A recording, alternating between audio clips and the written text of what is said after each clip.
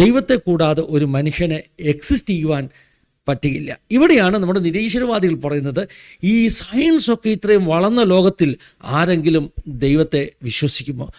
ആരാണ് ഈ പറയുന്നത്? ഈ പറഞ്ഞതുപോലെ ബഹിരാകാശത്ത് പോയിട്ട് വന്ന ബുച്ച് വിൽമോറോ അല്ലെങ്കിൽ വിക്ടർ ക്ലാവറോ ഒന്നുമല്ല പറയുന്നത് കേട്ടോ. പിന്നെ സിസ്തും ഗുസ്തിയും പാസ്സായിട്ട് 10ാം ക്ലാസ്സിലെ പാഠപുസ്തകത്തിൽ എവല്യൂഷൻ്റെ 4 സെൻറ്റൻസ് പഠിച്ചിട്ട് ഈ പുള്ളിക്കാരൻ പറയുകയാണ് ദൈവമില്ല.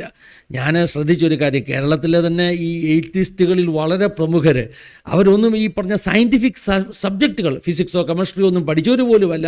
പലരും ഈ ആർട്സിൻ്റെ സബ്ജക്റ്റുകളൊക്കെ പഠിച്ചിട്ട് എവിടെയോ ഒക്കെയോ ആരൊക്കെയോ എഴുതിയ കുറേ കാര്യങ്ങൾ മനഃപ്പാഠമാക്കിയിട്ട് ദൈവത്തിനെതിരെ മുദ്രാവാക്യം വിളിച്ചുകൊണ്ടിരിക്കുകയാണ്.